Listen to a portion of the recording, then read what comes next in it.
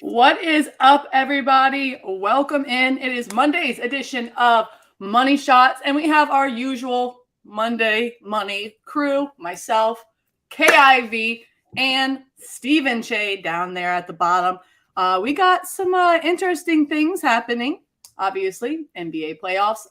Kelly, Cheah, we'll start with Kelly. Have you been as hot this last week as you were to start the playoffs? No, it's been a roller coaster ride this past week. It's been crazy. Knicks yesterday, great first half, then just decided to chuck up a bunch of threes in the second half after Jimmy Butler got hurt. Now, granted, I know that other people will step up in a major player's absence, but that was ridiculous. Cheah's a Knicks fan; he can add on to that. So it's been kind of a roller coaster ride. It was fun. I think it was like 10-4 to start off the NBA playoffs. Now sitting at 11-6.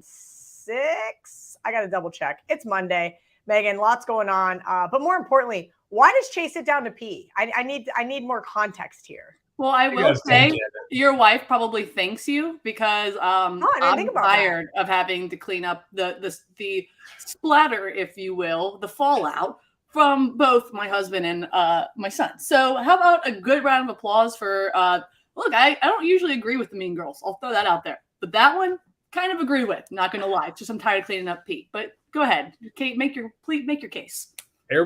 Sitting down and peeing on airplanes is weird just because it's a public place that probably like everyone pees all over. But at home, it's nice to just kind of sit down, plop down, go on Twitter for a minute, get a nice break from everything, and kind of space out. Whereas for standing up, it's a lot harder. So yeah, sitting down to pee at home where it's clean. The toilet's gonna be clean and everything like that. The users of it. Totally. Wow. I don't see why anyone would not do that. Do you have a squatty potty, Cheah, like where you can rest your feet up? We have like a little step stool for the kids. Sometimes I'll use that, but not for then you can just like sit back, relax. Sorry. A little squatty potty. Just sit back and relax. We're just talking about a little pee here, guys. Just a quick little pee. You don't need to be on there forever. Context, okay, Megan, because like I think the negative association is like you're a beta male if you sit down to pee, and I just didn't expect that from Cheah. No, you're just optimizing your time. I would think that. I think it's just guys that have like the really long wieners can't do it. They just like it like dangles. I can't. So if you are a shower, not a grower, you cannot sit to pee. Noted. 100%. But let's get on to some people that are showers, aka Steph Curry. Talk about Steph Curry putting up a 50-burger. What a insane performance. Then you had your boy, because I feel like I've literally heard him come out of your mouth multiple times. Looney with the double-double. Just absolutely insane to bring the Warriors to their next series. But there is 2 series games that are on tonight. You have the 76ers at the Celtics, and this was at 10. It's now down to 9.5. I would assume that Embiid is not playing. It was doubtful this morning. I don't know if the news has come out quite yet. But man, this Celtics team, Bruins losing last night. The Celtics have all the fire and all of Boston behind them. It's a pretty big number to lay, but I will say without Embiid, can the Sixers have that scoring power to keep up with the Celtics team? I don't know, so we'll go ahead and shoot it to Kelly, and she can tell us her process of thinking on this before we get to Cheah, who I know has a prop or two. This morning, I was all in on the +10, Megan. I was gonna bet it. I was texting with my buddy Ski, who I trust pretty much with all my NBA bets. We talk to each other every single morning. He actually had me on the under last night, which was very nice. Man, Embiid, big giant question mark here, right? And he texted me. He's got a guy in Philadelphia that works in radio that says he thinks Embiid's going to play. I head faked. Next thing I know, it's 9.5. Then I read this. Joel Embiid shoot around. He's doing shooting drills with James Harden. You think Embiid's moving the line half a point? No, he's not going to move half a point. But what I think is that people agreed with me with the 10. I think Embiid's worth at least 3.5 points. I'm just trying to get ahead of the information here in the fact of if he does get the second it hits Twitter, the bookmakers are going to know before we all do. But I'm kind of trying to navigate all right, so he had PRP injections, which I have as well, and they do help. But he had an LCL sprain. That is a lot different than me dislocating my patella. So I do have to wonder how much pain is he in. I think he's going to be a go tonight. And I'm just kind of just sitting here waiting just for like even just a questionable. If I just got questionable instead of doubtful, I'd be all over the Sixers here. Now, then the other side of things you have to ask yourself, Megan, is rest versus rust, right?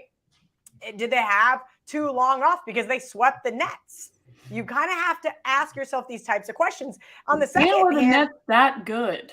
Were they? Where we didn't think the Hawks were going to be that good, but guess what? They took the Celtics to 6 games. That's not, I guarantee all the Celtics fans watching did not expect to, be in a dogfight in the first round. They expected to have a cakewalk like the 76ers did. So there's just a lot of question marks surrounding this game. And again, I want to get on board with the 76ers here, but man, without Embiid, I just don't know if I can trust it. And that's my main concern, my little asterisk next to the bet. All right, Shay, let's talk some sense into the girl. What are we thinking down there? It's tough. Joel Embiid is probably going to win MVP tomorrow night. For him to be doubtful, but now there are like people saying that he's going to play, makes this game at this point through 6 p.m.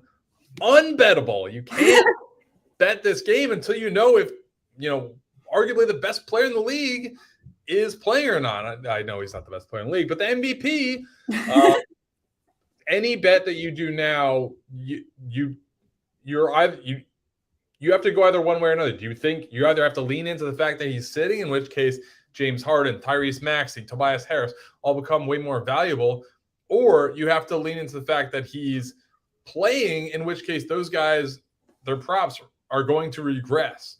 So I don't think you can bet this until you know what's going to happen, which is probably not going to be until like 30 minutes before game time. As far as the Celtics, man, their history against Philadelphia is not great. So, like, I'd be looking at some unders today.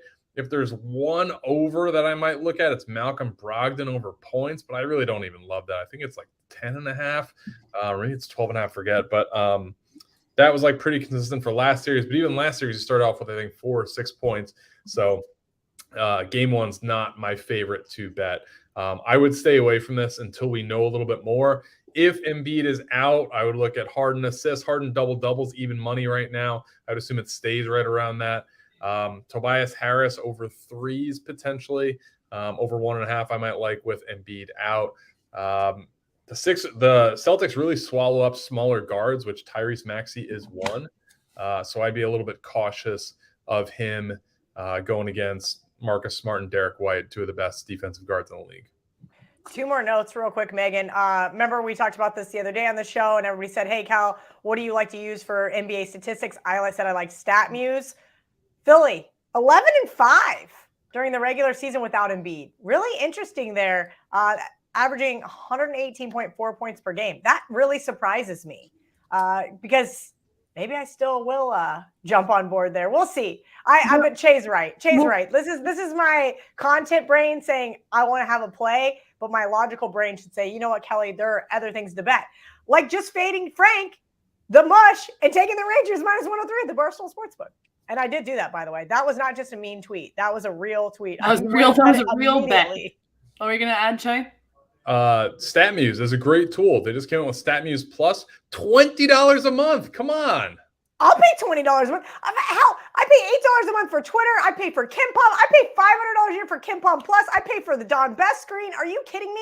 It's all a tax write-off, Che. I'll give them my $20 a month. I'll tell you guys what I use. I use the Barstool Sportsbook, and I will tell you that the best season-long cover is the 76ers at 59.9%. Right up there if you guys also want to check it out. So that's what I use. I'm loyal. All right. Going to the next game, since these 2 losers think it's unbettable, I'm going to go ahead and say Celtics roll tonight, and I am smart. Next one, though, Suns, Nuggets.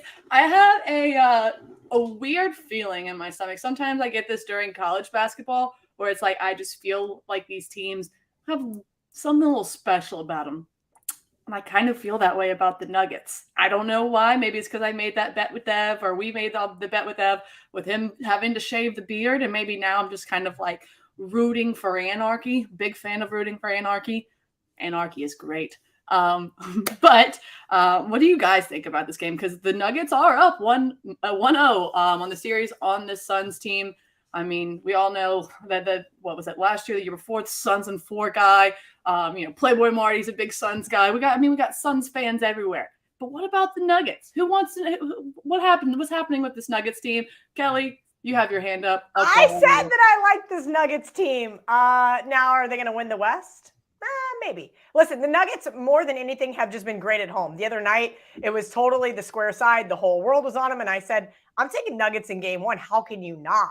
More importantly, though, I think we should be looking at the Nuggets' dominance in the first half. They have been really, really great. And then things get a little tighter down the stretch. And then the Nuggets seem to make another run at home. At 4.5, I feel like we're a little late to the party here. But, man, Murray looked good in game 1. Gordon looked good in game 1. Can they repeat that performance? Probably not, right? We are going to expect, Booker and Durant to make some adjustments. I do like the Nuggets tonight, but I think I am a little late to the party. 28-16-1 at home this season. I think we take Nuggets in the first half, honestly. That just seems like such low-hanging fruit for me. Ev was also on Nuggets first half just because of pure statistics, and obviously he wants to keep his beard. I told him it's like a slight emotional hedge, just like, playing on them in the first half. But we still have a long way to go. Che, since you don't have a play quite yet on game 1, you're going to have to give the people something for game 2. Yep, and it's got to be a winner. Knock on wood. So full clarity, I've been cold. I've lost 4 in a row. Had a very tough weekend. April was not good to me, but it's a new month. I had my worst month ever in April. May is a new month. I got a refresh prop of the month. I'm not using it tonight, but I do really like DeAndre Ayton over 15.5 points. In his last 10 games against the Joker, he's hit in 8 of those games. He's averaging 21.6 points per game in those games. Kevin Durant came out after last game. A lot of really bad turnovers, especially by him late in the fourth quarter. And he said they need to pass the ball more, find the open man, and play smarter basketball. I think that's going to end up with a lot more DeAndre Ayton action. I think he only had 11 shots last game. He had 10 points in the first half when things were, competitive, but then the wheels completely fell off in that third quarter, obviously the fourth quarter. So I think DeAndre Ayton's going to have a nice game tonight. I like him for 16 or more points. All right. And for me, I'm going to go ahead and take a shot on the Nuggets. These aren't official plays, and these are not plays that I would say to follow. I would say do your own research. Why not, Megan? Because not confident in your NBA? I don't bet the NBA, so that I'm just I'm playing along. NBA. Yes, I'm playing along, so I get to see what's happening. It's the finals. I mean, we're going to have Lakers Warriors. How am I not going to watch, right? That's probably the only series I'm not going to watch. I'm so mad at the NBA come for that on. one. You gotta watch. Come on, man. Could you get more I don't know. I want to see new blood. It's the same with college football, you guys. I hate when we see the same teams over and over and over again. I was excited to see the Heat. Now, I know Che was initially because he'd rather have the Knicks face the Heat than the Bucks, and then yesterday happened. But I know the Heat have been there before. But even when the Hawks were kind of in the dogfight there with the Celtics, I wasn't rooting against the Celtics, but it was fun to see a team in the first round put up a nice fight. I'd like to see, a couple of other teams show up, and the Kings just happen to be one of them. It's unfortunate, but maybe we'll see some more from the Kings come November. Picked a bad time for their worst half. It is a bad time for their worst half. I mean, and it was a bad time to play Steph Curry. I mean, put the team. I mean, you don't win games like that when Steph Curry. Or, okay, fine, Jimmy Butler, when he put up his 50, you just don't win those games. It's just insanity. Downright impossible to beat a guy on their best night when you have players like that. I mean, it is what it is. What a great transition. Speaking of best night, I'm hoping it's going to be one for me because it's Making Money Mondays. And if you head on over to the Barstool Sportsbook, I have a parlay out for you. It is plus 300. Let me make sure that I get it up so that I am telling you, guys. No, it's plus 330. It's boosted from plus 300. That's why I wanted to pull it up. But it's Blue Jays, Astros, Dodgers. Then I also am playing Yankees money line today. I know the Yankees have absolutely sucked the last 3 times that they saw Cantrell. I don't know how to say it. Same with the Q. I just butcher names here. They've just absolutely raked. And then I also have a hit parlay, if you will, with Tatis and Machado just to get a hit. I think that's minus 104. Tatis has been fucking hot, and Machado is getting up to speed here. So those are the games that I like today. And as I said, I'm going to play a little bit on the Celtics, a little bit on the Nuggets, just because I'm a chalky favorite girl, and I am excited for the NBA, and I want something to bet on, and I want something to watch, but it will be responsible, and it will be at the Barstool Sportsbook. Anything else you two want to add before we conclude this day? Yeah, Megan, I bet a couple sharp baseball plays I'll share with everybody. Cubs, Nationals, under 8.5. It's currently 8 at the Barstool Sportsbook, so tread lightly. It's not 8.5. There is a big significant difference there. So I did bet that. And then I was also waiting to see how high this total gets in Denver. Looks like it might be just a little blown out of control. We hit like probably as high as everybody else. Oh, touche. And also shout out to everybody in the comment section. We got some good ones in there today. Jake says Ev is gonna look like a chipmunk when he has to shave his beard. He's so cute. All right, Jay, you got anything else to add? We can find all your plays. If you decide to add one, we can find them at Trust the Data. Absolutely. You can find them at Trust the Data. No, nothing else tonight. We will, every day of hoops, we're going to have at least one play. I might put out a spicy parlay on Trust the Data later tonight. Ooh, spicy. Spicy. What is spicy? Give me definitely big plus money. What's spicy? Big plus money. Only big. Oh, Chase talking my language. Even though he's still my guy. Responsibly. All right, guys, make sure that you have liked and subscribed to the Barstool Sportsbook YouTube page so you can go watch this show or your other favorite Barstool shows throughout the week that you have to miss while you're at work or picking up your kids or, I don't know, doing regular adult stuff, or if you're a kid. But you should have to be 21 or older to watch this show, because if not, that's not great. But we'll see you back here Wednesday. We can talk more basketball, talk more baseball, and we love you guys. Thanks for watching.